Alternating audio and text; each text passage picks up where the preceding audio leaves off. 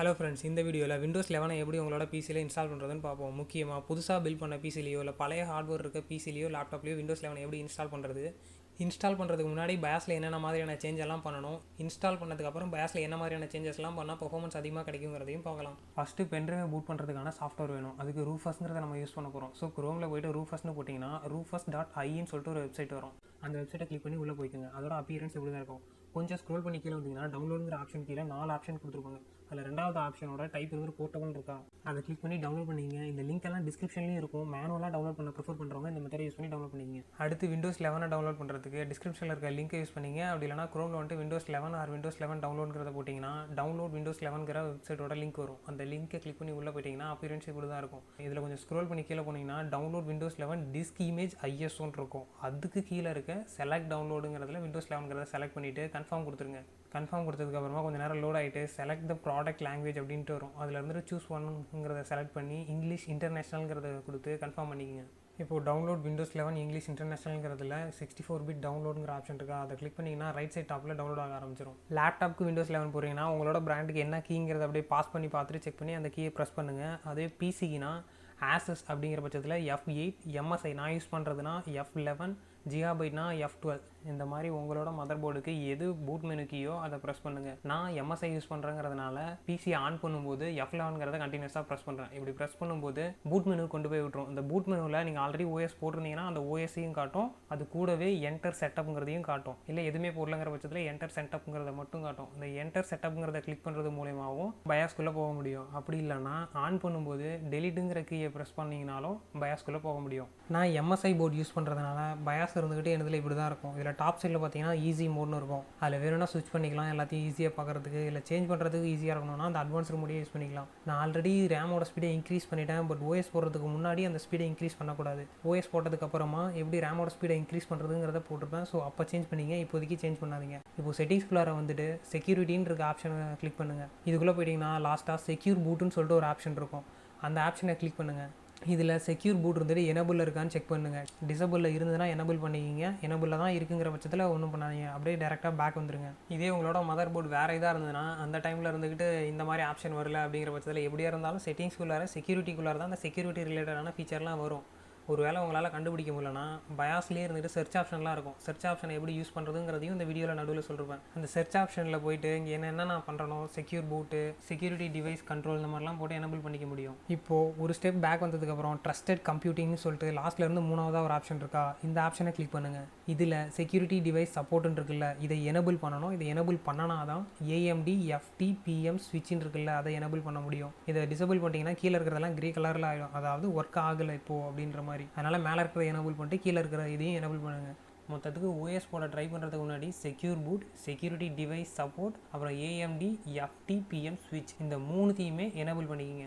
Right side டாப்பில் இருக்கிறத click பண்ணி ஃபுல்லாக பேக் வந்துக்குங்க. திரும்ப செட்டிங்ஸ்குள்ளே இருப்போங்க. இதில் லாஸ்ட்டாக சேவ் அண்ட் எக்ஸிட்னு இருக்குல்ல, இதை கிளிக் பண்ணுங்கள். இதில் டிஸ்கார்ட் சேஞ்சஸ் அண்ட் எக்ஸிட் அப்படிங்கிறத வந்துட்டு எப்போ கிளிக் பண்ணணும்னா, இப்போ நீங்கள் நிறையா எதாவது சேஞ்ச் பண்ணிட்டீங்க, என்னென்னா சேஞ்ச் பண்ணானே எனக்கு தெரியல, இதெல்லாம் எனக்கு தேவையில்லை அப்படின்ற பட்சத்தில் எதுவுமே சேவ் பண்ணாமல் எக்ஸிட் ஆகுறதுக்கு மொதல் ஆப்ஷன். அதே இந்த 3 ஆப்ஷனை மட்டும்தான் நான் சேஞ்ச் பண்ணிருக்கேன், எனக்கு இப்போது சேஞ்ச் பண்ணிவிட்டு ரீபூட் பண்ணணும் அப்படின்னா செகண்ட் ஆப்ஷன். அதே 3வது ஆப்ஷன் சேவ் சேஞ்சஸ்னால் சேஞ்சஸ் சேவ் பண்ணிட்டு இன்னும் ஏதாவது சேஞ்ச் பண்ணணும்னா அதையும் பண்ணிக்கலாம். 4வது ஆப்ஷன் இல்லை நான் தேவையில்லாத எதாவது சேஞ்ச் பண்ணிட்டேன், இது எல்லாத்தையுமே அலஸ்ட்டு நான் ஃபஸ்ட்லேருந்தே சேஞ்ச் பண்ணிக்கிறேன் அப்படிங்கிற பட்சத்தில் இந்த 4வது ஆப்ஷன் டிஸ்கார்ட் சேஞ்சஸ் அப்படிங்கிறத கிளிக் பண்ணிங்கன்னா இப்போதைக்கு என்னென்னத்தை சேஞ்ச் பண்ணிங்களோ அதெல்லாம் டிஸ்கார்ட் பண்ணிவிட்டு உங்களுக்கு கொடுத்துரும். அதே ரீஸ்டோர் டிஃபால்ட்னா நீங்கள் மதர் போர்டு வாங்கின புதுசில் என்ன பயாஸ் செட்டிங்ஸ் இருந்துச்சோ அந்த செட்டிங்ஸில் மாற்றி கொடுத்துரும். இந்த 4 ஆப்ஷனை யூஸ் பண்ணி சேவ் பண்ணுறது டிஸ்கார்ட் பண்ணுறதும் பண்ணலாம். இல்லைனா உங்கள் மதர் போர்டுக்கு என்ன ஷார்ட்கட் கீயோ அதை ப்ரெஸ் பண்ணிங்க. எனக்கு MSIயில் F10 தான் கான்ஃபிகரேஷனை சேவ் பண்ணிட்டு எக்ஸிட் ஆகிறது. இதுக்குள்ளே வந்தீங்கன்னா என்னென்னத்தை சேஞ்ச் பண்ணுறீங்கன்னு காட்டும். எக்ஸாம்பிளுக்கு செக்யூர் பூட் டிசேபிளில் இருந்துச்சு, எனபிள் பண்ணியிருக்கீங்க அப்படின்ற மாதிரி காட்டும். அந்த மாதிரி 3 இதையும் 1 by 1 காட்டும். நீங்கள் எஸ் கொடுத்தீங்கன்னா கான்ஃபிகரேஷன்லாம் சேவ் ஆகிட்டு ரீபூட் ஆகிடும். அப்படியும் இல்லைனா டேரெக்டாக ரைட் சைட் டாப்பில் இருந்துக்கிட்டு க்ளோஸ் பண்ணுற ஐக்கான் இருக்கும்ல, அதை கிளிக் பண்ணுங்கள். அதை கிளிக் பண்ணிங்கனாலும் MSI போர்டில் இருந்துட்டு சேவ் அண்ட் எக்ஸிட்டுங்கிற மெத்தடை தான் காட்டும். இதில் இருந்துட்டு என்னென்ன சேஞ்ச் பண்ணுறீங்கலாம் கன்ஃபார்ம் பண்ணிட்டு எஸ் கொடுத்தீங்கன்னா ரீபூட் ஆகிடும். இப்போ பூட் பண்ண போகிற பென்ட்ரைவை லேப்டாப்பில் கனெக்ட் பண்ணதுக்கப்புறமா டவுன்லோட் ஃபோல்டருக்குள்ளார வந்துருங்க. அதில் ரூஃபஸும் விண்டோஸ் 11 டவுன்லோட் பண்ணிருப்பீங்க. இப்போ ரூஃபஸை டபுள் கிளிக் பண்ணிக்கிங்க. டபுள் கிளிக் பண்ணிங்கன்னா do you want to allow this app to make changes to your device னு கேட்கும். இப்படி கேட்கும்போது எஸ்ன்னு கொடுத்துங்க. அதையும் நெக்ஸ்ட் டைம் கொஞ்சம் நேரம் லோட் ஆகிட்டு ஆன்லைனில் அப்டேட் செக் பண்ணட்டுமான்னு கேட்கும். அந்த மாதிரி கேட்குற டைமில் நோன் கொடுத்துங்க. கொஞ்சம் நேரம் கழிச்சு ரூஃபஸ் அப்ளிகேஷன் ஆட்டோமேட்டிக்காக லோட் ஆகிடும். இதில் ஃபஸ்ட் ஆப்ஷனாக டிவைஸ்னு இருக்கா, இதை கிளிக் பண்ணிங்கன்னா எத்தனை பென்ட்ரைவ் கனெக்ட் பண்ணுறீங்களோ எல்லாத்தையும் காட்டும். நான் ஒன்று தான் கனெக்ட் பண்ணுறேன், 64 GB அதை காட்டுது, செலக்ட் பண்ணிக்கிட்டேன். நெக்ஸ்ட்டாக பூட் செலக்ஷனுங்கிற ஆப்ஷன், இதிலிருந்து நம்ம ஓஎஸை செலக்ட் பண்ணும். அதனால் ரைட் சைடில் செலக்ட்டுங்கிற ஆப்ஷனை கிளிக் பண்ணிங்கன்னா ஃபைல் மேனேஜரை ஓப்பன் பண்ணும். இதில் நீங்கள் எந்த இடத்துல டவுன்லோட் பண்ணி வச்சிருக்கீங்களோ அந்த இடத்துக்கு போய்ட்டு அதை கிளிக் பண்ணிட்டு ஓப்பன் கொடுத்தீங்கன்னா அங்கே செலக்ட் ஆகிடும். நம்ம இந்த லேப்டாப்பில் தான் டவுன்லோட் பண்ணோங்கிறதுனால டவுன்லோட் ஃபோல்டரில் இருக்கும். அதில் போய்ட்டு எந்த இடத்துல இருக்குன்னு ஸ்க்ரோல் பண்ணி பார்த்து செலக்ட் பண்ணிங்க. அடுத்து பார்ட்டிஷன் ஸ்கீமில் இருந்துட்டு MBRனு இருந்ததுன்னா அதை GPTன்னு சேஞ்ச் பண்ணிக்கோங்க. அதே புது பிசியில் பழைய ஹார்ட் டிஸ்க்கை போட்டு அதில் தான் நான் ஓஎஸ் போட போகிறேன் அப்படிங்கிற பட்சத்தில் மட்டும் அதை MBRனு நீங்கள் சேஞ்ச் பண்ணிக்கலாம். ஏன்னா பழைய ஹார்ட் டிஸ்க், எக்ஸாம்பிளுக்கு அம்மா லேப்டாப்லாம் அந்த டைமில் இருந்த ஹார்ட் டிஸ்கெல்லாம் MBRங்கிற ஸ்கீமை தான் ஃபாலோ பண்ணும். அதுவே புதுசாக வர எல்லாமே GPTயை தான் ஃபாலோ பண்ணும். ஸோ புது பிசினா GPTங்கிறத செலக்ட் பண்ணிங்க. இல்லை பழைய ஹார்ட் டிஸ்க்கை வச்சு தான் யூஸ் பண்ண போகிறேன் அப்படிங்கிற பட்சத்தில் மட்டும் அதை MBRனு செலக்ட் பண்ணிங்க. கவர்மெண்ட் லேப்டாப்பில் இது நீங்கள் போட ட்ரை பண்ணுறீங்கன்னா அதில் நீங்கள் SSD மட்டும் சேஞ்ச் பண்ணிருக்காங்கிற பட்சத்தில் GPTனே விட்டுருங்க. MBR நீங்கள் சேஞ்ச் பண்ண தேவையில்ல. 3 ஸ்டெப்பையும் கரெக்டாக பண்ணதுக்கப்புறம் ஸ்டார்ட்டுங்கிறத கிளிக் பண்ணிங்க. இதில் ஃபஸ்ட்டு ஆப்ஷன் இருந்துட்டு 4 GB RAM இல்லைனாலோ, இல்லை செக்யூர் பூட்டுங்கிற ஆப்ஷன் உங்கள் பிசியில் இல்லைனாலோ, இல்லை TPM 2.0ங்கிறது இல்லைனாலோ இதை இருந்துட்டு டிக் பண்ணிக்கலாம்.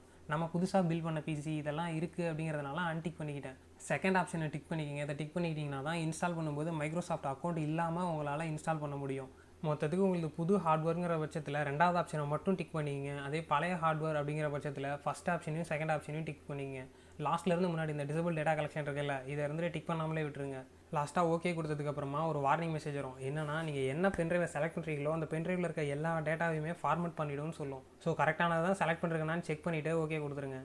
ஓகே கொடுத்ததுக்கப்புறம் ஸ்டேட்டஸ் இருந்துட்டு 100% கம்ப்ளீட் ஆகிற வரையிலும் வெயிட் பண்ணுங்கள். இதுக்கு நடுவில் இருந்துக்கிட்டு சில ஃபோல்டர்லாம் அது மட்டும் ஓப்பன் ஆகிட்டு என்னென்னலாம் ஆகிட்டுருக்குன்ற மாதிரிலாம் காட்டிகிட்டு இருக்கோம். அதை பற்றிலாம் கேர் பண்ணிக்காதீங்க. ஃபுல்லாக கம்ப்ளீட் ஆனதுக்கப்புறம் க்ளோஸ் பண்ணிவிட்டு டிஸ்பிசிக்குள்ளார வந்து பார்த்தீங்கன்னா நம்மளோட பென்ட்ரைவ் இப்படி தான் இருக்கும். உள்ளே போய் பார்த்தீங்கன்னா செட் ஆஃப் ஃபைல் எல்லாம் கரெக்டாக இருக்கும். ஸோ க்ளோஸ் பண்ணிவிட்டு பென்ட்ரைவை கழட்டிக்கிங்க. பூட் பண்ண பென்ட்ரைவை பிசியில் கனெக்ட் பண்ணதுக்கப்புறமா பிசியை ஆன் பண்ண ட்ரை பண்ணும்போது F11 ப்ரெஸ் பண்ணுங்கள் பூட் மெனுக்கு போகிறதுக்கு. அதே நீங்கள் வேறு மதர் போர்டை யூஸ் பண்ணுறேங்கிற பட்சத்தில் அதுக்கு என்ன பூட் மெனு கீயோ அதை நான் ஏற்கனவே காட்டியிருப்பேன், அதை பார்த்து ப்ரெஸ் பண்ணிக்கோங்க. இதில் இருந்துக்கிட்டு ஃபஸ்ட்டு ஆல்ரெடி நான் ஏற்கனவே ஒரு OS போட்டு வச்சுருக்கேன், உபுண்டுன்னு காட்டுது. லாஸ்ட்டாக இருக்கிறது என்டர் செட்டப், அதாவது பயாஸ்குள்ளே போகிற மெத்தடு. நடுவில் இருக்க ரெண்டுமே அந்த ஒரே பென்ட்ரைவை தான் காட்டுது. இந்த மாதிரி ரெண்டாக காட்டும்போது ஃபஸ்ட் ஆப்ஷனை செலக்ட் பண்ணிங்க. உங்களோட பென்ட்ரைவ் நேம் கரெக்டாக இருக்கான்னு பார்த்துட்டு அதை செலக்ட் பண்ணி என்டர் கொடுத்துக்குங்க. லோட் ஆகிட்டு இந்த மாதிரி வந்ததுக்கப்புறம் டைம் அண்ட் கரன்சி ஃபார்மெட் ரெண்டாவதாக இருக்கா, இதில் கிளிக் பண்ணி இங்கிலீஷ் வேர்ல்டுங்கிறத செலக்ட் பண்ணிங்க. இந்தியான்னு சொல்லிட்டு நம்ம உள்ளார செட்டிங்ஸில் போய் மாற்றிக்கலாம். இங்கே இங்கிலீஷ் வேர்ல்டுன்னு செலக்ட் பண்ணுறதுனால இன்ஸ்டால் பண்ணதுக்கப்புறம் எந்த ஒரு ப்ளோட்டூரும் இல்லாமல் இருக்கும். நெக்ஸ்ட் கொடுத்ததுக்கப்புறம் கீபோர்ட் ஆர் இன்புட் மெத்தட்னு வரும். அதில் US வேணுமா இல்லை இந்தியா வேணுமாங்கிறத உங்களுக்கு தேவையான மாதிரி செலக்ட் பண்ணிட்டு நெக்ஸ்ட் கொடுத்துருங்க. இதில் இன்ஸ்டால் Windows 11 அப்படிங்கிறத கிளிக் பண்ணதுக்கப்புறம் ஐ அக்ரி எவ்ரிதிங் அப்படிங்கிறத கிளிக் பண்ணிட்டு நெக்ஸ்ட் கொடுத்துக்குங்க. இப்போது ப்ராடக்ட் கீ இருந்ததுன்னா ப்ராடக்ட் கீ போட்டுக்குங்க. இல்லை ஃப்ரீயாக தான் யூஸ் பண்ண போகிறேன் அப்படிங்கிற பட்சத்தில் I don't have a product கீங்கிறத கிளிக் பண்ணிக்கோங்க. லோட் ஆனதுக்கப்புறம் ஸ்க்ரோல் பண்ணி பாருங்கள், Windows 11 ப்ரோன்னு இருக்கும். அதை கிளிக் பண்ணிட்டு நெக்ஸ்ட் கொடுத்துக்குங்க. அதுக்கப்புறம் கேட்குறத அக்செப்ட் பண்ணிக்கோங்க. நான் இங்கே 3 ஸ்டோரேஜ் டிவைஸ் கனெக்ட் பண்ணி வச்சிருக்கிறதுனால எனக்கு இவ்வளோ காட்டுது. பட் நீங்கள் ஒன்று தான் போடுறீங்க, புதுசாக போடுறீங்க அப்படிங்கிற பட்சத்தில் உங்களுக்கு ஒன்று தான் காட்டும். இங்கே டிஸ்க் 1 அன்அலோகேட்டட் ஸ்பேஸ் அப்படின்னு இருக்குல்ல, அந்த மாதிரி போட்டு இத்தனை GB ஸ்டோரேஜ் இத்தனை GB ஃப்ரீயாக இருக்குது அப்படின்ற மாதிரி காட்டும். அதை கிளிக் பண்ணி நெக்ஸ்ட் கொடுத்துக்கலாம். இல்லை ஆல்ரெடி Windows 10லேருந்து Windows 11க்கு போட போகிறேன், Windows 11 டெலிட் பண்ணணும் அப்படின்னாலோ, அப்படி இல்லைனா ஏற்கனவே யூஸ் பண்ண SSD நான் வச்சிருக்கேன் அப்படிங்கிற பட்சத்தில் எந்த பார்ட்டிஷனில் உங்களுக்கு போடணுமோ அதை செலக்ட் பண்ணி மேலே ஃபார்மேட் பார்ட்டிஷன் இருக்குல்ல, அதை கிளிக் பண்ணிங்கன்னா அந்த பார்ட்டிஷன் ஃபார்மேட் ஆகிடும். அதுக்கப்புறமா நெக்ஸ்ட்டுன்னு கொடுத்துட்டு இன்ஸ்டால்னு கொடுத்துக்குங்க. இப்போ Windows 11 இருந்துட்டு இன்ஸ்டால் ஆகிட்டு இருக்கு. திடீர்னு இது மட்டும் ஒரு 30% ஏறிட்டு இருக்கும், சடனாக ரீஸ்டார்ட் ஆகிடும்.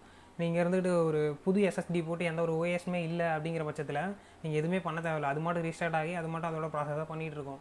அதுவே நீங்கள் ஆல்ரெடி ஒரு OS வச்சுருக்கீங்கிற பட்சத்தில் அப்போது அது உங்களோட OSக்கு இருந்துக்கிட்டு ரீபூட் ஆகிடும். அதனால் நீங்கள் என்ன பண்ணணும்னா ரீஸ்டார்ட் ஆகும்போது F11 ப்ரெஸ் பண்ணியோ இல்லை உங்களோட மதர் போர்டுக்கு என்ன கீயோ அந்த கீயை ப்ரெஸ் பண்ணி விண்டோஸ் பூட் மேனேஜர்னு சொல்லிட்டு ஒரு பூட் மெனு ஒன்று கிரியேட் ஆகிருக்கா ரெண்டாவதா, அதை கிளிக் பண்ணுங்கள். அதை கிளிக் பண்ணதுக்கப்புறம் திரும்ப எங்கேருந்து விட்டுச்சோ அதே இடத்துலேருந்து கண்டினியூ ஆகும். இந்த மாதிரி சும்மா ரீஸ்டார்ட் ஆகிட்டு இருக்கும். ரீஸ்டார்ட் ஆகும்போது நீங்களும் அந்த பூட் மெனுவை கரெக்டாக செலக்ட் பண்ணிட்டீங்கன்னா எங்கேருந்து விட்டுச்சோ அதே இடத்துலேருந்து அது கண்டினியூ ஆகும்.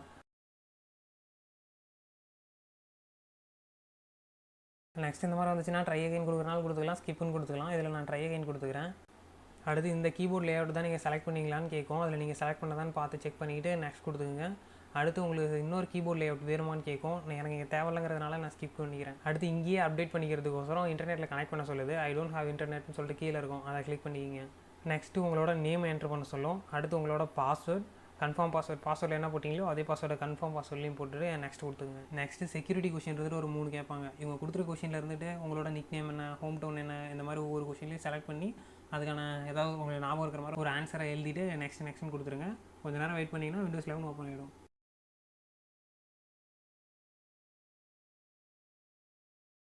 இப்போ விண்டோஸ் 11 ஓப்பன் ஆகிடுச்சுன்னா அந்த விண்டோஸ் ஐக்கானை கிளிக் பண்ணி ரீஸ்டார்ட்டோ இல்லை பவர் ஆஃபோ பண்ணிவிடுங்க. திரும்ப ஆன் பண்ணும்போது டெலீட்டையோ இல்லை F11ஐயோ ப்ரெஸ் பண்ணுங்கள். டெலீட்டை கிளிக் பண்ணிங்கன்னா டேரெக்டாக பயாஸ்குள்ளே போய்ட்டு F11 ப்ரெஸ் பண்ணிங்கன்னா அந்த பூட் மெனுக்குள்ளார போய்ட்டு அதில் என்டர் செட்டப்னு தொடும்போது நமக்கு பயாஸ்குள்ளே கொண்டு வந்துடும். பயாஸ்குள்ளே வந்ததுக்கப்புறம் ஈஸி மோட்லேருந்து அட்வான்ஸ்டு மோடு வந்துருங்க. இந்த மாதிரி செட்டிங்ஸு ஓசி எம்ஃப்ளாஷ்னு இருக்கிற இடத்துக்கு இதில் ஓசிக்குள்ளே போயிட்டிங்கன்னா AXMPன்னு இருக்கும். அது கிடையாது, அது கீழே எக்ஸ்போன் இருக்குங்களா, இது இருந்து டிசபிள்ன்ட்டு இருக்கும். டிசபிள்னு இருந்து மேலே உங்களோட ஸ்பீட் இருந்துக்கிட்டு 4800 தான் அப்படின்ற மாதிரி போட்டு வச்சுருப்பாங்க. இதுக்குள்ளே போயிட்டு ப்ரொஃபைல் 1 ப்ரொஃபைல் 2 சேஞ்ச் பண்ணிக்க. உங்களுக்கு இருந்துட்டு டிசேபிள்னு இருக்கிறத எனேபிள் மட்டும் இருக்கலாம்.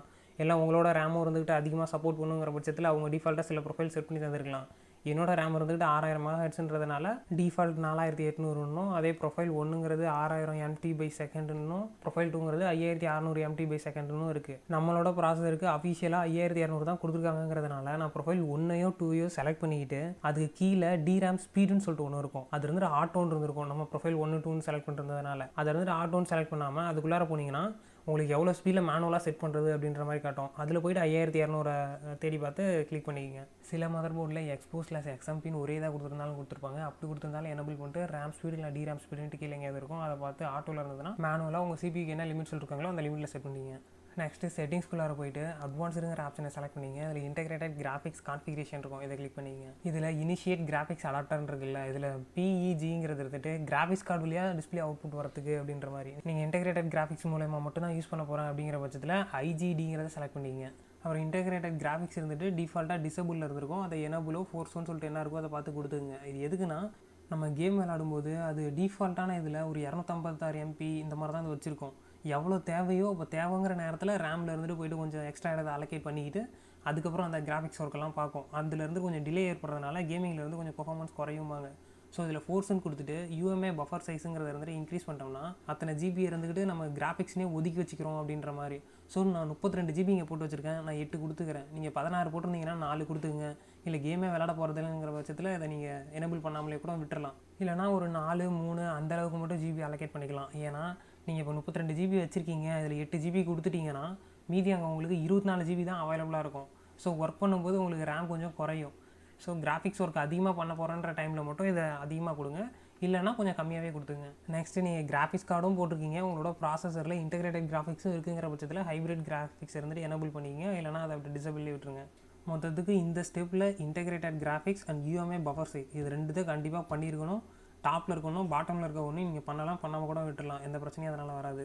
இது எங்கே இருக்குன்னு உங்களுக்கு தெரியல, இந்த செட்டிங்ஸ் இப்போ இன்டெகிரேட்டட் கிராஃபிக்ஸ் UMA பஃபர் சைஸ்லாம் உங்களோட மதர் போர்டில் எந்த இடத்துல இருக்குன்னு தெரியலனா மதர் போர்டோட டாப் ரைட் சைட்லையோ இல்லை லெஃப்ட் சைட்லையோ இருந்துட்டு சர்ச் பண்ணுறதுக்கு ஆப்ஷன் எங்கேயோ கொடுத்துருப்பாங்க.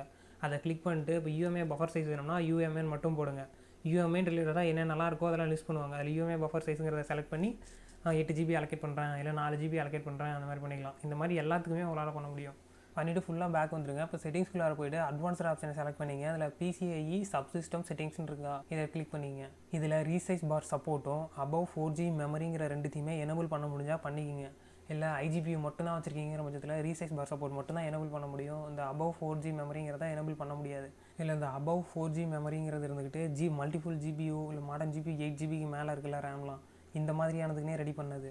இது ரெண்டும் எனபிள் இருக்கிறதுனாலே டிசபிள் இருக்கிறதுனாலே நம்ம எந்த பிரச்சனையும் வரப்போகிறதில்ல. ஸோ எனபிள் பண்ணி வச்சுக்கிங்க. இது ரெண்டும் எனபிள் இருக்குங்கிற பட்சத்தில் 1%லேருந்து 15% வரலையும் நமக்கு எக்ஸ்ட்ரா பர்ஃபார்மன்ஸ் கிடைக்கிறது வாய்ப்பு இருக்குது.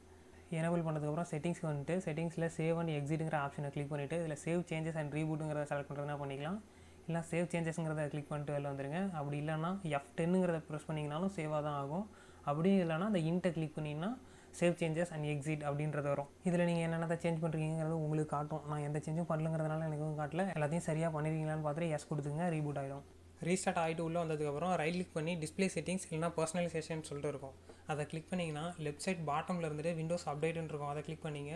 இதில் ரைட் சைட் டாப்பில் இருந்துக்கிட்டு செக் ஃபார் அப்டேட் அப்படின்ற மாதிரி இருக்கும். அதை கிளிக் பண்ணிங்கன்னா விண்டோஸ் 11ஐயும் கிராஃபிக்ஸ் டிரைவரையும் எல்லாம் பேசிக்கான அளவுக்கு மட்டும் அப்டேட் பண்ணி தந்துடும். ஏன்னா இந்த மெத்தடில் பண்ணும்போது இதில் இருக்க கிராஃபிக்ஸ் டிரைவர் வந்துட்டு அவுடேட்டடாக இருக்கலாம். Latest graphics driver, chipset driver, மற்ற டிரைவரெல்லாம் எப்படி இன்ஸ்டால் பண்ணுறதுங்கிறத நெக்ஸ்ட் வீடியோவில் சொல்கிறேன். நெக்ஸ்ட் க்ரோம் ப்ரௌசர் டவுன்லோட் பண்ணுறது. கீழே எட்ஜ் ப்ரௌசர் இருக்குல்ல, அதை கிளிக் பண்ணிட்டு இதில் ரெண்டாவது ஆப்ஷனாக ஸ்டார்ட் வித்தவுட் யுவர் டேட்டான் இருக்குல்ல, அதை கிளிக் பண்ணிங்க.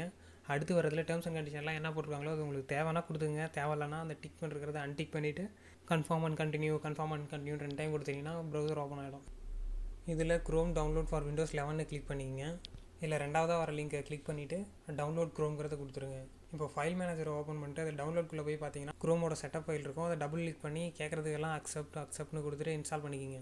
புதுசாக பில்ட் பண்ண பிசியில் ஒரே ஒரு பார்ட்டிஷன் தான் இருக்கும். இப்போ நீங்கள் எக்ஸ்ட்ரா ஒரு பார்ட்டிஷன் க்ரியேட் பண்ணி அதில் வேறு ஒரு ஓஎஸ் போடணுனாலோ, இல்லை லோக்கல் டிஸ்க் சி இருந்துக்கிட்டு எனக்கு 1 TB இருக்கக்கூடாது, 150 GB அதுக்கு அலோகேட் பண்ணிட்டு மீதி நான் மற்றதுக்கு யூஸ் பண்ணிக்கிறேன், அது எப்படி பிரிக்கிறதுன்னு கேட்டிங்கன்னா விண்டோஸ் ஐக்கான ரைட் கிளிக் பண்ணி டிஸ்க் மேனேஜ்மெண்ட்டுன்னு இருக்கும், இதை கிளிக் பண்ணுங்கள்.